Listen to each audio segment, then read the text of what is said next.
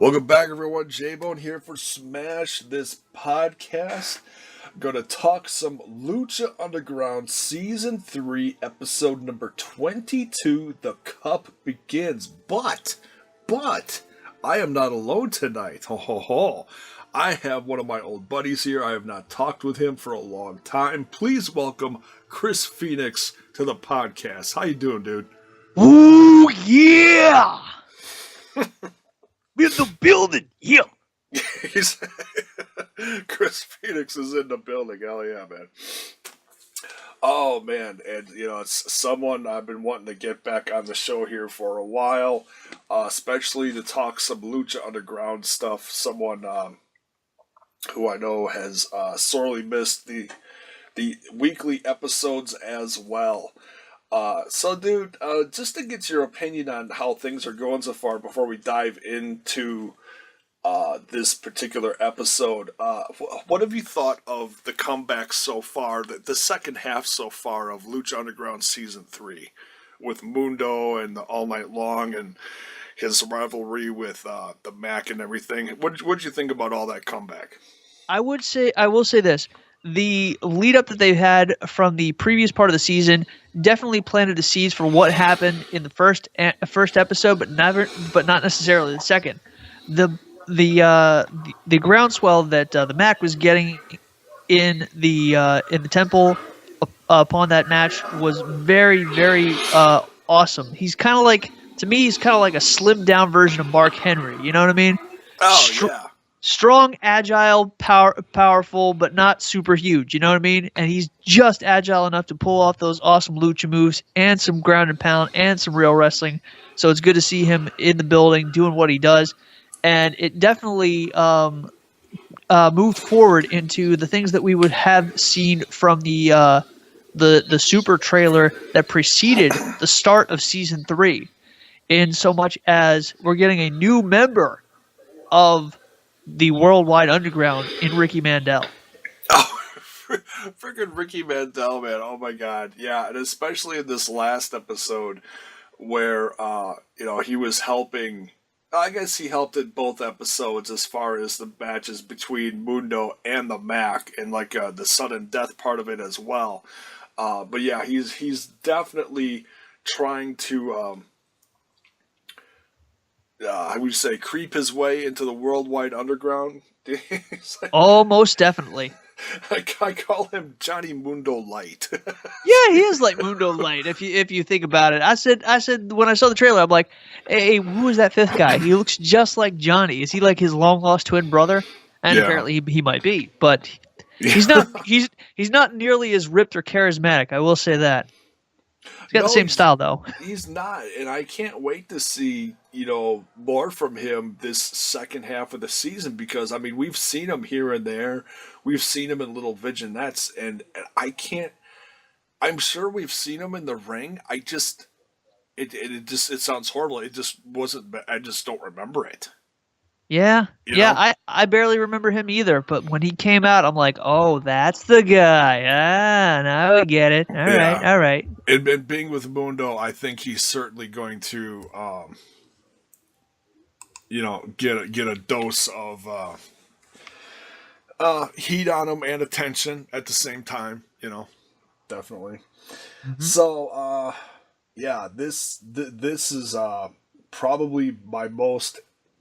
At least this part of the season, or this bunch of episodes coming up here, starting with this one, The Cup Begins, I have to say is one of my most anticipated, because, and this is not knocking on, New Japan's Cup. I know there's a very popular cup that happens over in the UK, and I can't remember what company I saw it was being a part of. I think it was the one that tried to contact CM Punk for the millions of dollars or whatever. Mm-hmm. But 5-star. Yeah, there you go. And there's a lot of different cups here and there all over the world as far as professional wrestling. Yes. But this one, I guarantee you is going to be so much fun to watch, because of A, who's all involved, Mm-hmm. B, the mystery behind it, and all the behind the scenes, little stories that are going to get put into this are so Uh-huh. integral in this, and we saw that big time in this episode. Yep. I will say this though, the priming of the Cueto Cup, the thing that they needed that long to tape all the matches, the storylines, and everything in between to make it that awesome, to make it that expansive, as you will. Yeah, It really smacked of effort, and I love the way they did that. It's definitely going to be more cinematic, more enthralling. Most possibly in terms of entertainment value, on par or possibly even better than WWE's Cruiserweight Classic, possibly better than the women's tournament that's coming up, the Mae Young Classic, and most likely better than the UK tournament. However, I will say though, the 5-star 128-man tournament, that is going to be right on par with the Cueto Cup. now who's putting that on? That would be 5-star promotions over in the UK. Oh, that's okay. So that's the one that's been in the news lately that tried to get CM Punk involved in it. For $1 million, they tried to get him in. In terms of pure wrestling, that is going to be quite the spectacle. But in terms of wrestling plus entertainment value, I believe the Cueto Cup will take the cake. Yeah, yeah, absolutely. So yeah, let's get into this. Episode 22, the cup begins. Starting out with Pentagon Dark just busting into Cueto's office, and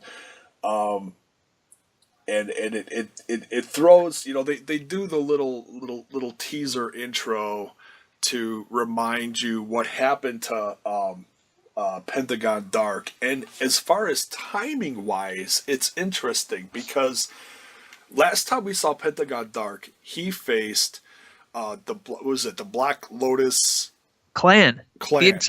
All tribe, four I of them. guess. Yeah. Yeah, the three unknown girls, and then Black Lotus herself. Yep. And then they broke. What is it? They broke his arm, right?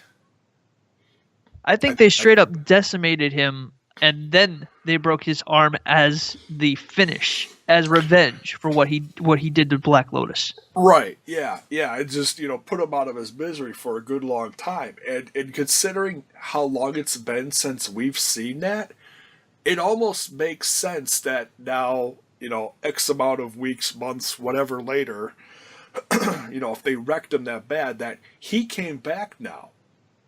It totally makes sense. They actually timed that perfectly.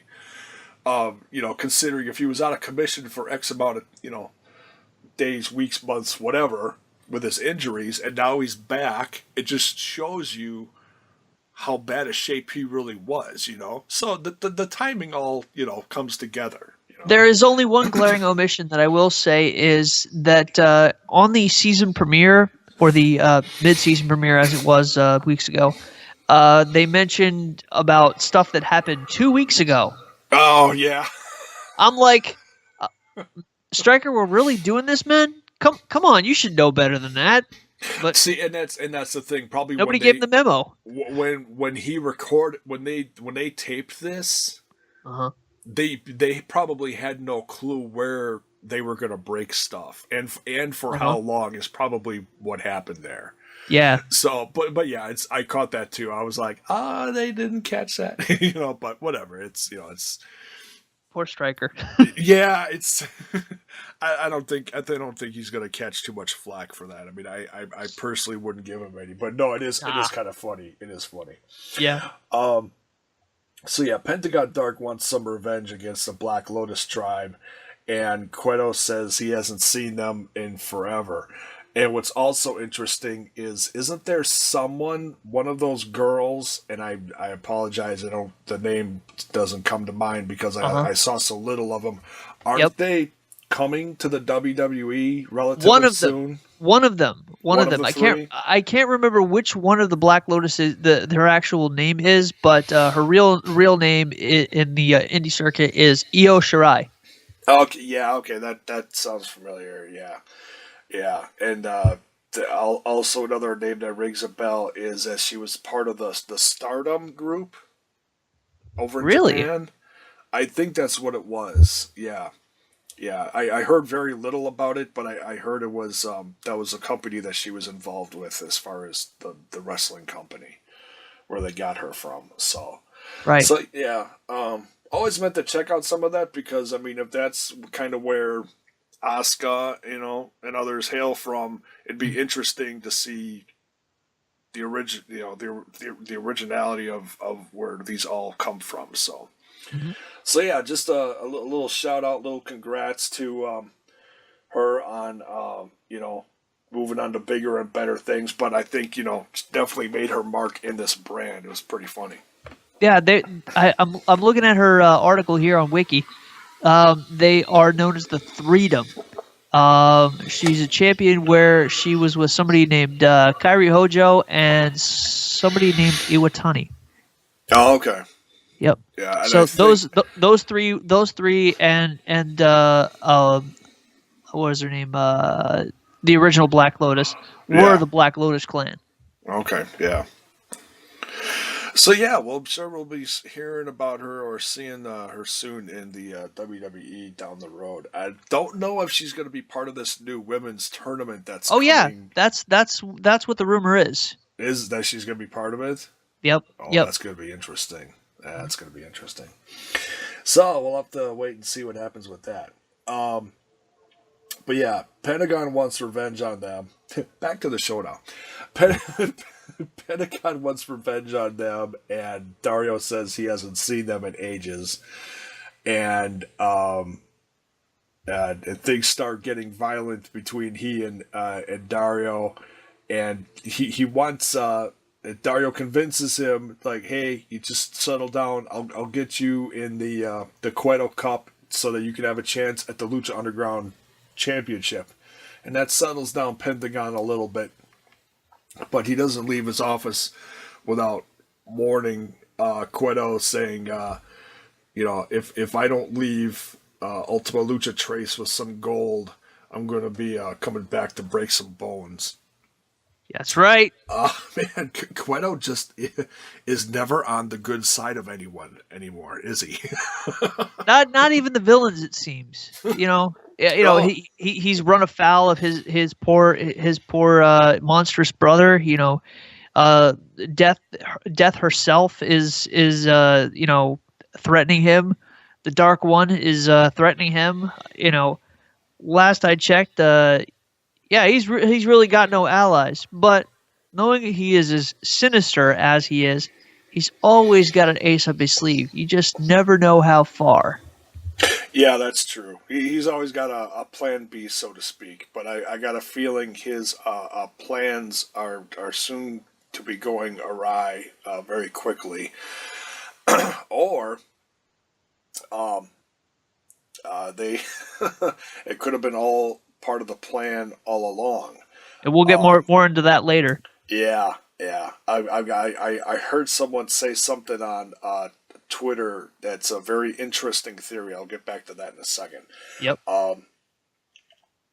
So we get into our first match.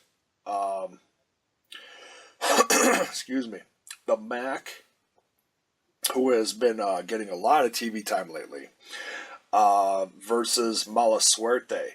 Now, have you looked at the bracket?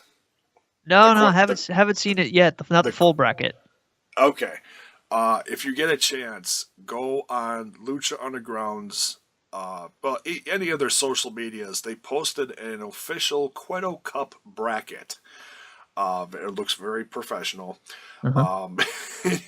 Kind of like the what is that? The NBA's or the college. The March Madness bracket. Yeah, there you go. Yeah, very similar to that.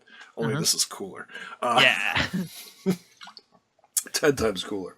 Yeah. The matches in this episode basically make up, I believe it was the first bracket A, because there's 4 brackets, and in the first round, so to speak, Yeah. which I'm assuming is going to take up approximately 4 episodes. So this is the first one, Mala Suerte versus the Mac. And looking at this, you got to think that the Mac's odds after coming, even though he lost against Mundo, you got to figure his odds are pretty good going into this. What do you think, man? Oh, definitely. If he was good enough to win, the tournament, the Battle of the Bulls, to get the chance to fight Johnny Mundo in the first place, you know, interference or no interference, it was still his drive, his ambition, his talent that got him to where he is. And I definitely think that in the near future, we could see him as some kind of champion, be it gift of the gods, trios champion, or possibly even the Lucha Underground champion. If not this season, possibly next.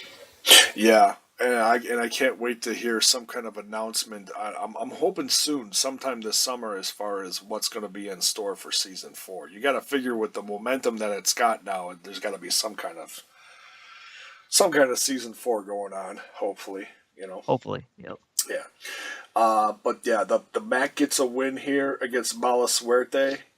It's you hadn't seen these guys in a few months, especially guys from the Rabbit Tribe, and you forget the the uh, the comedy side of things, or wrestle silly that goes along with some of their antics in the ring. Hmm. Being up on the top rope, looking like he's gonna, attempt to jump all the way across the ring. No, he just hops down off the top rope, runs across the ring, and then does a senton on the Mac. I just saw that. I was like, I was gonna say, babe, watch this. He like thinks he's gonna do a coast to coast drop kick. No, watch this. He's just gonna drop. And there he did it. Oh, that's Mala Suerte. That's the Rabbit Tribe. That's what they do. Yeah, yeah. She likes silly rabbit tricks are for kids. Right, right. Just unbelievable athleticism there from the Rabbit Tribe. And people were like, "Holy shit!" for that. Yeah, yeah. It's like that crowd is priceless. That is one thing I look forward to every episode, is the crowd just lighting up the place. Hell yeah, and they do it the right way. Yeah, they do. They don't troll. They support who they love. They boo who they don't, and Yep. they're loud and proud. Yep. Very classic ECW-ish. Oh hell yeah. Yeah. So yeah, Mac gets a win to put a notch in the first, win in the bracket here, and we get into the next segment here. Then back to the locker room. Cueto walks in on Cage, doing some arm curls and also admiring the gauntlet on his other hand. Flexing the glove. Flexing the Yes. glove. Yeah, Yeah. he's flexing the arm and flexing the glove. He's multitasking like a true machine. Yep. Man, and just the look on his face, and how before I get into the details of this, dude, how they shot this. They slowed down like the looks on Cage's face. It was very like, how do I say this? The first thing that came to mind was like 1980s. Like, you ever see old Incredible Hulk episodes with Bill Bixby and Lou Ferrigno? I watch El Rey, so yes. Okay. So, you know how they did that? Sometimes, there's something dramatic going on and they slow everything down for a couple of seconds. Yeah. They did the same thing here with Cage as he's sitting there. And, oh, man, that just took me back. So I recently watched some of those old Incredible Hulk episodes that I grew up on back eons ago, back, in the age of dirt. Yeah, I'm dating myself there. yeah, me too, man. And man, it was great how they shot this. It just added a little extra element to the whole scene. But yeah, Cueto walks in on him. He's working out, doing the curls, admiring his gauntlet in his other hand, and he's talking about how he wants to send him to Delgado. to have a meeting with him. And Cage has always been very into working for himself. He's Hmm. very, I guess, for lack of better words, to say selfish in that way. Oh, definitely. You know, he's in for himself and he doesn't care about anyone else. But now that he's got this gauntlet on his hand, it just intensifies every aspect of his personality, makes him even more selfish and more dangerous. So he gives him the card, gives him the address, and he's like, he says something at the end of the segment, something about he even wanted to make sure he had a ride there or something. Uh-huh. What did you think about this whole cinematic segment here? The cinematic setups I always dig for Lucha Underground, no matter the subject matter, no matter the characters involved. I always like these parts, these little vignettes. And I will say that this is the soap opera setup we're looking for to make what was once just a bad guy who was a machine into a cold-blooded killing machine. And Yeah, I'm loving it. yeah, it really throws another twist on his character in the show. It really does. I mean, now he's not just a badass in the ring. For I mean, the one thing that stands out, and I believe it was last season that we saw this, was when we saw the cage match Hmm. with him. Was it Cage versus Mundo and then Taya got involved, or Yeah. was it Cage versus Taya? No, it was Cage versus Taya, I think. Yeah, that thing, that match, that cage match, there was first of all mad respect for Taya Yeah. for doing all the crazy spots she did in that match, and then also hats off to Cage for his athleticism. Just he's become one of my favorites in the show, and it's just been great to see him grow on Hmm. Lucha Underground. Um, And speaking of Taya, quick congrats to Johnny Mundo and Taya on their real life engagement. Did you hear about that? Oh, when I saw that while I was watching Lucha last night, I looked at that. I was like, "Huh? How do you like that?" And I looked it up. What do you know? It's legit. I said, they finally got somebody to settle down with Johnny himself, and my girlfriend, she doesn't like Taya. No, Yeah. no disrespect, but you gotta respect a woman like that who has the drive and athleticism to go into a sport like that, especially in Lucha Underground, and try to make her bones going up against guys. Oh yeah. Something very few ladies can do. So yes, I'm very happy for them. I hope they have a long and strong relationship, not like the last one he was in. Yeah. Yeah. That seemed to end at the end of season one of Lucha Underground. Yeah, yeah, In storyline and in real life. Yeah. oh yeah. So yeah, congrats to Mundo and Taya. Much love for you guys, and yeah, and everything coming down the road for you guys. Hope it's all awesome. Um, so yeah, back to the show here. Yeah, so Cueto gives him the business card. Cage is going to be off after doing his curls and admiring his own gauntlet off to Delgado's office. Then we get back to the ring for the next match here. We've got Pentagon Dark versus Argenis, which we've seen before, but it's been a long time. I think Argenis happened to be one of the first victims of Pentagon Dark in season one. Not the first. I think No, that was Famous B. But yeah. Argenis was certainly in the long list of guys that Pentagon put in shambles in the first season there. Um, and yeah, I mean, our Hennis is a tremendous athlete, a veteran of the ring, Yep. but just did not have a chance against Pentagon Dark. I knew it when I was looking at that match what exactly was going to happen. That Argenis was going to put up a hell of a fight. He's gonna do his chain wrestling like he does. He's very good at that. Yeah, But when it came down to it, Pentagon was going to be able to counter everything he had because he's done it before. And he did that back when he was just regular old Pentagon Jr. Oh Before yeah, he went to complete dark. He was still Cero Miedo, but at the same time, he was he was not fully into the dark side, and he was still able to annihilate Argenis. But at the same time, I I I give credit where credit is due. Some great athleticism, some great agility by Argenis, but at the same time, I knew Pentagon was going to take that one. You know, yeah, it's kind of a given. You know, when Pentagon's on a path of rage and a path of destruction, there are very few in his way that can stand up to him. We've seen possibly what was it? Possibly Prince Puma and what's his face? Matanza Cueto, yeah, who could stand up to him. Possibly even Ray Ray, but when it came down to it, nope, nope. Argenis didn't stand a chance.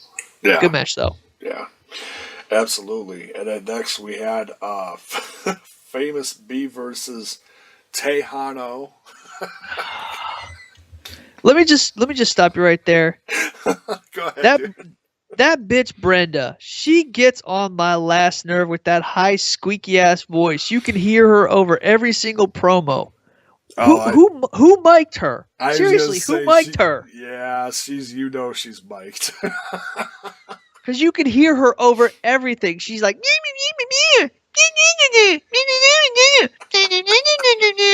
like, shut up, bitch, shut up, Melissa, take her mic. Come on, please.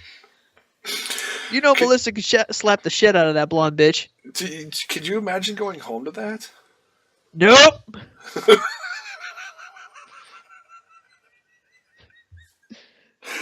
Oh man, she is quite the character. You know, as far as you know, and that is something that I've since season one have complimented Lucha Underground in is the use of managers Uh-huh. and valets, and Yes. that is something in this industry that is sorely missed. I mean, I'm sure it still happens a lot in the independents, Uh huh. but as far as like mainstream brands like the WWE, Yep. it's it's just not done. And when it is done, it's not done well. Yep. You know? And so I've got to say, yes, as annoying as beautiful Brenda is, Uh huh. oh, she's perfect for the obnoxious famous B. Yep. You Yep. know? She Poor really is. and poor B on this one. He said to Melissa, "Announce me as from Texas." It's like, famous B, you know you ain't from no Texas. Right? You're from South Central, punk. Why do you think your area code is 423? Come on, man. Right? Shit. Oh god, yeah, and the way he dresses like a bad like he rated Jimmy Hart's Jimmy Hart, that's the manager I was thinking of. Oh yes, yeah. it was either him or Bobby the Brain Heenan. It's a little bit of both, yeah. Had like because he had this kind of chameleon style, like whatever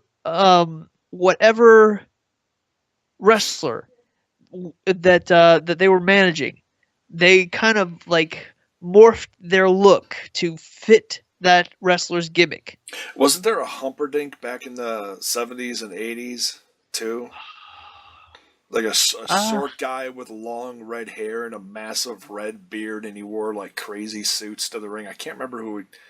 The name rings a bell. He wore yeah, like crazy, obnoxious, like Southern Texas kind of suits as well. the name does ring a distant bell. I do agree.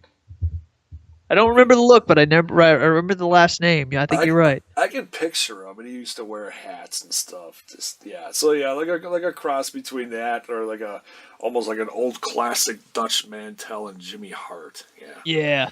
just a great combination of all of them.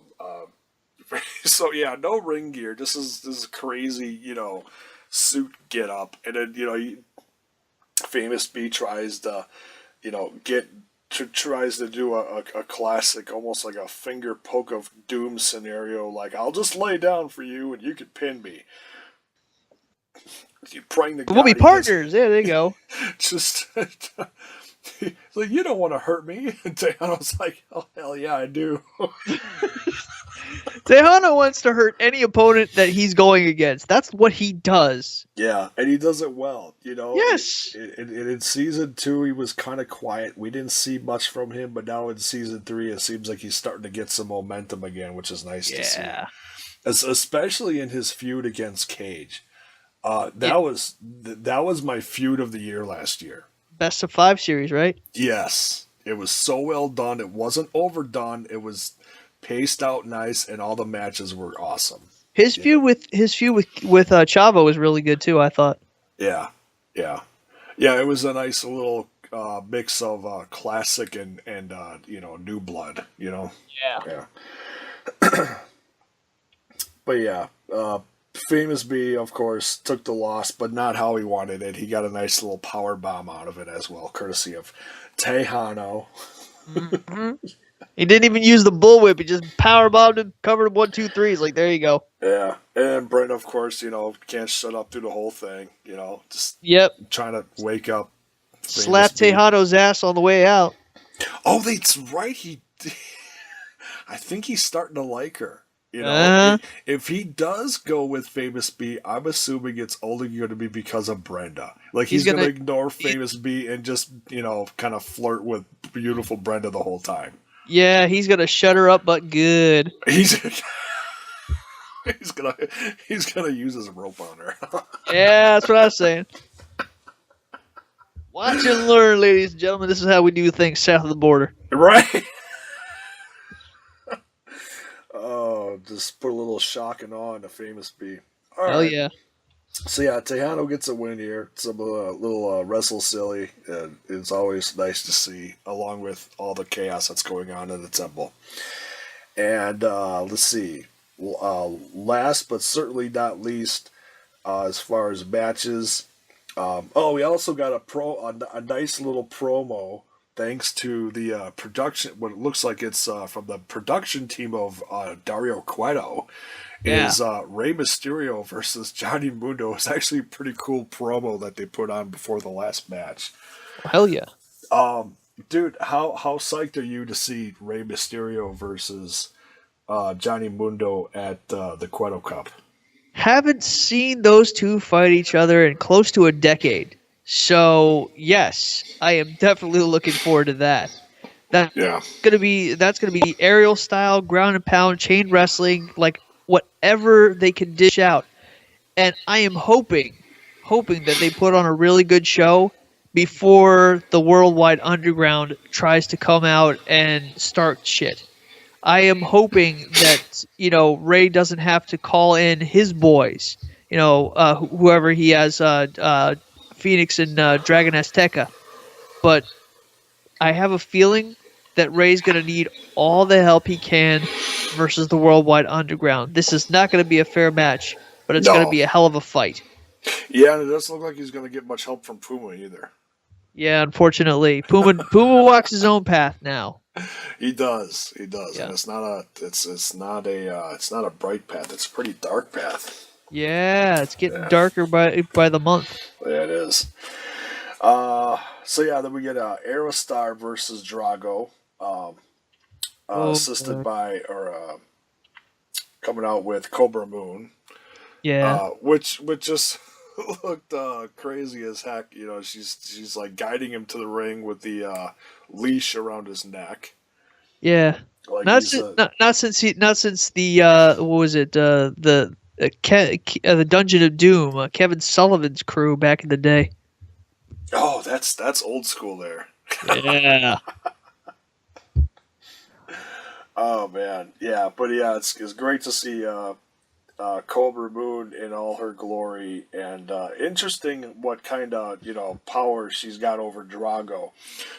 Kind of similar to Katrina over Mill, even though I think her power over Mill lately has been fleeting. Yeah, something best. is ebbing there. I'm not quite sure what it is, but it's definitely waning. yeah, there's a whole hot mess going on there between her, Bill, and Jeremiah Crane. I can't wait to see where that all goes either. Yeah.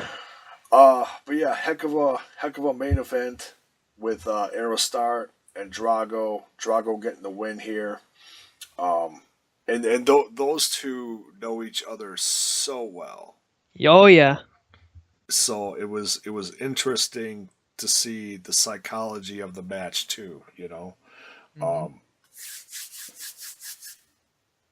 but Cobra Moon couldn't help but interfere, which obviously didn't help things Nah. with Aerostar.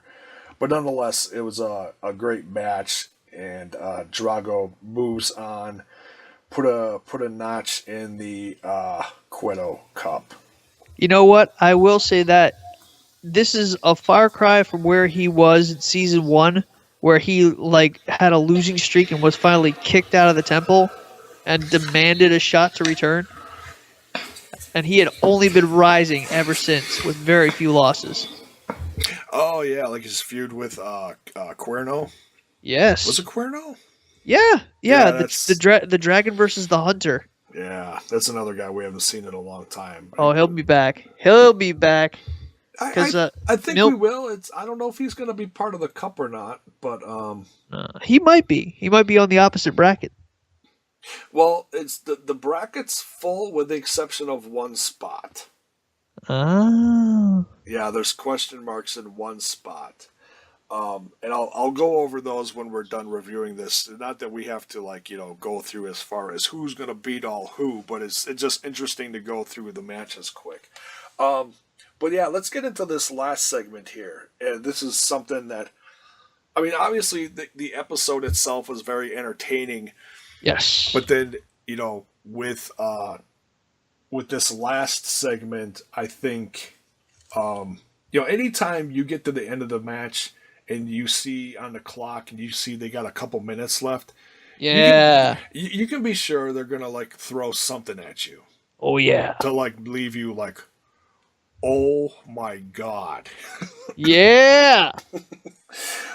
So Cage is wandering down the street, and he shows up like he was asked to by Cueto at the Boyle Heights City Hall to meet Councilman Delgado, Mhm. and well, there they have a little meeting, and I don't think it went quite as well as Delgado had hoped it would. Yes. Not Uh, as good as Delgado had hoped it would. yeah, exactly. Yeah, Cage kind of is going into this, pretty nonchalant, like, whatever. Let's see what this guy wants, Yep. and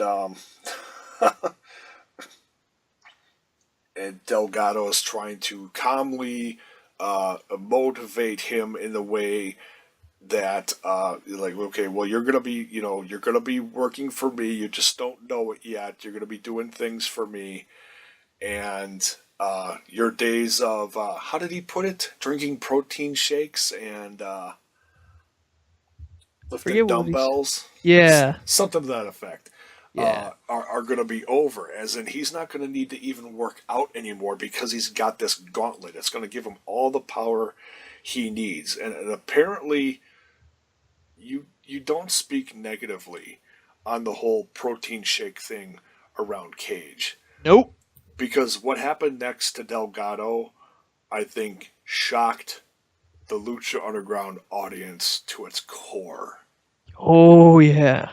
Um, let's just say that we're not going to be seeing any more of Delgado anymore, because Cage basically, well, first he puts the gauntlet around his neck, slams him up against the wall, Mm-hmm. and we see a tiny taste of what's about to become of Delgado a couple seconds later, because he actually puts him into the wall. The Ooh. wall the wall is broken, and then Cage looks at his gauntlet and he's like, "I'm sorry, I don't know what came over me." And as Delgado's trying to, you know, straighten his tie, and he's like, trying to just He's like, all right, just trying to calm down the situation. Seconds later, Cage takes the gauntlet and completely puts it through Delgado's head and destroys Delgado. Thank you for your great performance, Lorenzo Lamas. Oh man, it was epic. It was short and it was but it was epic. You know, it was. Yes. And for so many fans I saw reacting out there, over the course of the last couple seasons to Lorenzo Lamas' performance, and I think we wanted to see a lot more from him. Yes. And unfortunately, we're not going to see that. But as much of a bummer as it is to not see Delgado's character and to see where it could develop with Cueto and everything supernatural that's behind it, outside of the temple. That's what I was looking forward to. And, well, we're not going to see it anymore, but things are really going to start snowballing now, I think. Mm-hmm. So, rest in peace, Delgado. One theory I did see on Twitter today, I was just looking at reactions from last night's show. Mm-hmm. I saw, and I'm sorry, I don't remember who. So I'm going to quote the person, but I don't remember who I'm quoting, so I apologize. Interesting theory. Do you think that Cueto set up Delgado as a power play? Knowing how devious and evil Cueto can be, and how manipulative and smart he can be, and the fact that he is a small guy with a big evil brain. Yes, abso-freaking-lutely. Look at He's the big one of the evil brain on Brad. I know, right? How Pulp Fiction. Considering it's on El Rey? Yeah. Right. Yeah, but man, I will say this. The power and the plays that Cueto has had pretty much since the first season lead me to believe that theory is indeed true, that it was all a setup. But how in the hell is Cueto going to control Cage if Delgado could not? Yeah, there's all these different factors. There's the faceless guy in the limo that's also obviously going to be part of this as a result. Oh yeah. There's so obviously we're going to be seeing more of him. Mm-hmm. Obviously Matanza Cueto is gonna fit in here somewhere, because if Cueto is kind of brushing him to the side and giving the opportunity for the championship to Rey, Matanza's gonna be pissed off at Cueto. Mm-hmm. So there's a whole wicked circle of revenge and conspiracy going on here that's gonna be very interesting. Mm-hmm. It also makes sense now that in the little, I don't know if you watched the El Rey Network, excuse me, and they show the little quick 20-second vision that's kind of like mini season 3.5 trailers as far as stuff coming up. Mm-hmm. One of those little things that was not in the one big minute long trailer that was released a few weeks ago, Mm-hmm. and I played it back real slow on my TV, and they showed pictures being looked at, I'm assuming by I can't think of her name, the cop. Oh, the captain? Yeah, I know her. Yeah, she's looking at pictures, or someone's looking at pictures, and Cage is in the pictures. So I think he's going to be under investigation for the murder of Delgado, which is going to heat things up big time. Oh, hell yeah. So, yeah, that's going to be really interesting.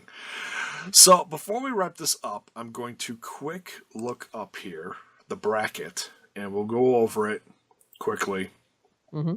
Just to, give our thoughts on a few of the the first round matches, even though the first bracket is pretty much done with this episode.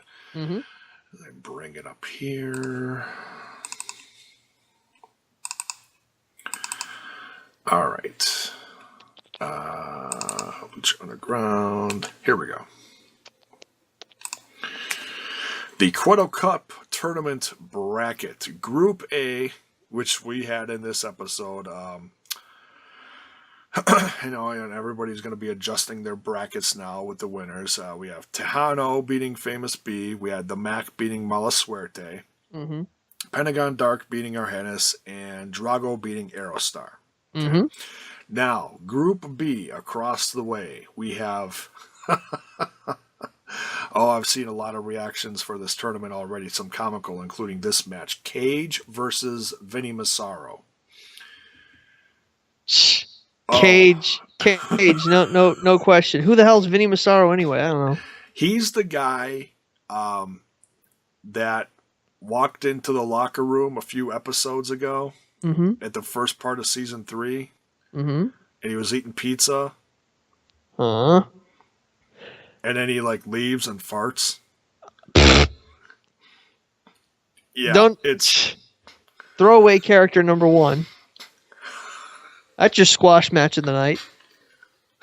Oh, it might be worse than the squash match, just knowing what Cage just did. Exactly. It's like, oh, poor Vinny. Lights are going to go out and there's going to be a mess of raspberry jam in the ring. Oh, my God. Everywhere. Everywhere. God, so much jam. Why? The whole front row at the temple is going to be like a Gallagher concert. Oh yeah. Except it's not going to be watermelon this time, fellas. It's going to be brain matter. Oh, little gray pieces everywhere. All right, let's see what else we got here. Masquerita Sagrada versus Pindar. Interesting matchup there. What the freaking Luchasaurus? Oh no, wait, no, that's Vibora is the Luchasaurus. Yes. Pindar is the Gila monster. Yes. He's gonna, as much as I love Mascarita Sagrada, he's gonna chuck him like a lawn dart. That's the Dragon Clan's gonna come up on him. That's it. I think so. Yeah. Marty the Moth versus Saltador. Saltador is the other guy who is alongside Paul London in the Rabbit Tribe, the one with the checkered outfit. Yeah. Much as I like Saltador, I don't think this is his tournament. I honestly think who is he fighting? Marty the Moth. Oh, I definitely think Marty. He's quite the character. I think Marty is going to win.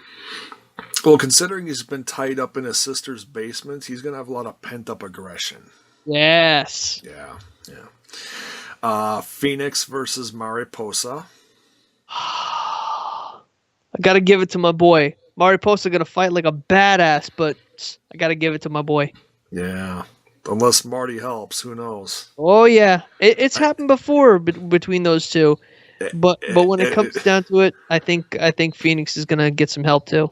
Actually, if anything, Marty might actually help Phoenix in this case against his sister. Or might try and fail. Yeah, it's going to be interesting. Mm-hmm. So that's Group B. Group C, back across the other end of the back bracket, we have the other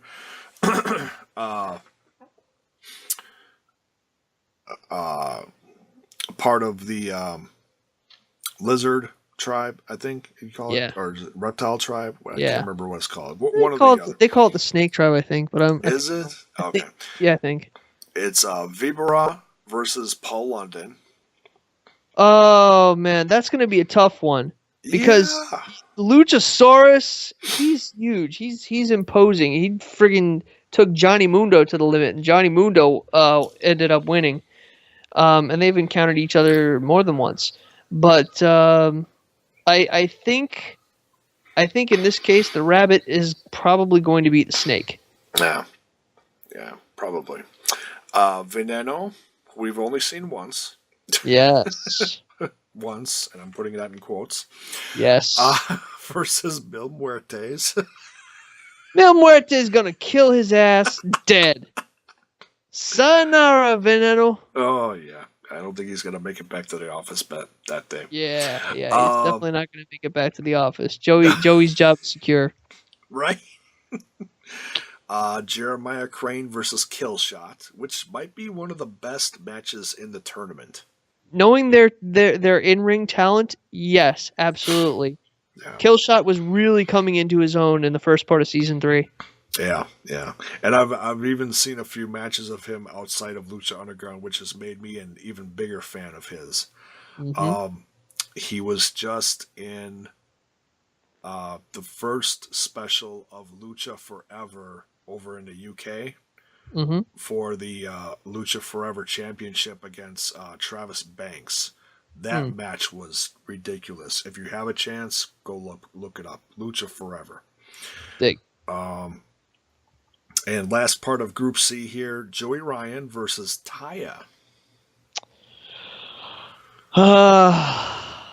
Man, that the sexual tension, you can cut that with a knife in that one. Damn. Oh, you know Joey Ryan's gonna put on some extra baby oil for that one. Oh hell yeah. He's gonna put it on her. All the right moves. But when Oh it comes man, down to it, Underground wins, man. yeah. Let's see. That's Group C. Very comical yet interesting group there. Mm-hmm. And last group here on the other back to the other side of the bracket is Group D, starting out with Sexy Star versus PJ Black. I think Star's gonna do it. I think Star's gonna do it. She's gotta get her win, and she'll be going out on top. Yeah, it could be. Mm-hmm. She's got a lot of pent up. She's got a lot of revenge built up in her from all the stuff from the Worldwide Underground that they've done to her. Mm-hmm. Absolutely. Side note on PJ Black, I heard some very disturbing news on him today. Quick note. He had another fatal accident base jumping. Oh. Yeah. And he just got cleared from what I heard recently when he broke both of his ankles and got back to action. Mm-hmm. That was last year or beginning of this year. Mm-hmm. I heard he broke his leg. Wow. Also, I think I read he broke his arm. He also lost a finger. So he actually it disfigured him. So yeah, not looking good for PJ Black. He is the daredevil and we love him, but man, you got to wonder how much longer he's going to keep doing this and how much it's going to interfere with his wrestling career. So thoughts and prayers going out to PJ Black. It's going to be great to see what happens with him in the rest of season 3, but after that, we may not be seeing much of him the rest of the year. Mm-hmm. So yeah, thoughts going out to PJ Black. Get healed up and man, Quit doing that super crazy shit, man. Oh man, there's only Don't kill yourself, bro. So many times you can jump out of a perfectly good plane and then it comes back to bite you. Yeah. What's next here? Next match, Ricky Mandel, or like I'd like to call him now, Johnny Mundo Light versus Prince Puma. So we're gonna, yeah, I know the odds are definitely in Prince Puma's corner there, but it's gonna be interesting to really see Ricky Mandel, how he's grown in being a part of the Worldwide Underground here. Mm-hmm. Let's see here. Next, Al Dragon as Tekka Jr. versus Dante Fox. That's gonna be another knockdown drag out. Yeah. That's gonna be a hell of a match. Yeah, that's going to be probably one of the better ones of this bracket. And then last, but certainly not least, in Group D to wrap up this first round in the Cueto Cup is Son of Havoc versus... We don't know. I'm thinking it's going to be Ivelisse. If it's not Ivelisse, it's going to be King Cuerno. Or it could be Angelico. There's a few different options there. That's true. That's true. There's several feuds and several missing people that could be. I know that the trolls and the smarks out there would want it to be John Cena because he just happens to show up at random places marked with a question mark. So. Who's number 30 in the Rumble? It's John Cena! John Cena invades Lucha Underground is one of his many things he's been doing while being off after, becoming engaged and winning at WrestleMania. Yeah. Hey, why not invade the temple? Why not? Yeah. So that is Group A, B, C, and D of the Cueto Cup.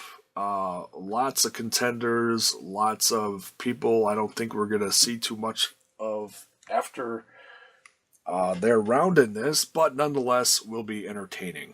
Mm-hmm. Any other thoughts on the Cueto Cup going forward before we wrap this puppy up? Dario Cueto is one of the greatest villains in wrestling history, and he should be in the Pro Wrestling Hall of Fame. He is certainly making a name for himself, isn't he? He's 3 years running, and he's already up there with Eric Bischoff and Paul Heyman, in my opinion. Yeah, he's something, all right. Mm-hmm. Quite the character in this brand. It's certainly, and it's funny how he can go from, getting fans to love him 1 minute and 2 seconds later, just, hate him, Yeah. And that's one of the best qualities of him. That's why I love Paulie Heyman. Yeah. That's why I love Eric Bischoff. It's the same guy. Yeah. Pretty much the super charismatic heel. Love it. Yeah. Yeah, and he does it so well in this show. Absolutely. He does. So that's going to do it for this Season 3 episode number 22, the Cup Begins episode. And also breaking down the first round, first round of the Cueto Cup, which looks like it's going to go a good chunk of the summer. Which I can't wait. If each group takes up an episode and then breaks down after that, a few episodes later, this is guaranteed to take up at least 2 months worth, which is pretty much the rest of the summer. Mm-hmm. So yeah, it's gonna be a hell of a few months for Lucha Underground. I can't wait to see how this all unfolds. Any final thoughts, Chris? I will say this, that if the Cueto Cup is going to be the focus of the rest of the season, Ultima Lucha 3 is going to be the pinnacle of televised wrestling by the end of this summer. SummerSlam will have to take a back seat to this. Oh, yeah, dude. And SummerSlam always has good matches. Mm-hmm. But the build up to this Ultima Lucha 3, wherever it does end, at end of summer, or if that is literally the end of the season around September or October, depending on how they do the episodes and release them, man, it's gonna be ridiculous, And the little things I've heard from people involved with the show is, they can't release anything, is all they're telling people is just hold on to your butts because it's going to get crazy. Yeah. And I believe them, that's not just fake hype. No, from what we've seen so far in 2+ seasons from Lucha Underground, come on, they're telling the truth. It's not like TNA saying, hey, we got a hell of an episode tonight, and it's like, and I'm a TNA mark myself, and I will say yes, Lucha Underground is far superior. Oh God, when I tried watching the India episode last week, and I was kind of excited because that's historical. Yes, TV from India. Who else has done it? No one. Nobody. And what did we get? I made it halfway through the episode. We got Jeremy Borash at Joey, what's his name? Matthew's throat through the whole thing, and we got Hornswoggle chasing around Spud. Spud. It's like, really? that's what you're offering for this historical event? I shut it off, dude. I'm like, dude, that's sad. Oh man, that's how you're supposed to. That's how you're trying to book your biggest show of the year coming up. Slammiversary is their WrestleMania, mm-hmm. and that's what. Actually, no. Bound for Glory is their WrestleMania. Slammiversary is more like their Royal Rumble or their King of the Ring. Yeah, but still, it's like, you know, this is your big comeback. Your rebranding of your show, and this is what you're shoving down people's throats. That's why I can't watch it right now. It's disappointing, I know. It is, you know. I'll probably pick it up in another 3 or 4 months and see what's going on until some of this stuff is settled. But I'm like, it's unwatchable to me right now. That's why I love this show. Exactly. I DVR every piece of televised wrestling that I have. I've got backlogs of New Japan, of TNA, ROH. And even Raw and SmackDown that I haven't even watched yet. Yeah. But I watch Lucha freaking Underground every week on time. Hell yeah, man. I usually watch, like, as far as Ring of Honor goes, I usually watch like a month's worth of episodes at a time. Mm-hmm. You know, I'll watch a block of like 4 episodes. I can fast forward it until I see like a guy that I know that I know can put on a good match. Then I might actually watch the match. Yeah. Exactly. So that's going to do it for this. Thank you so much, Phoenix, for joining me on this. I know it's been a long time, and hopefully we'll get you back here for some more Lucha Underground reviews. I love doing them with you, and hopefully we'll get even more guests on here as well. Sounds good. So for this guy, I'm Jay Bone. This is Smash This Podcast saying good night, folks.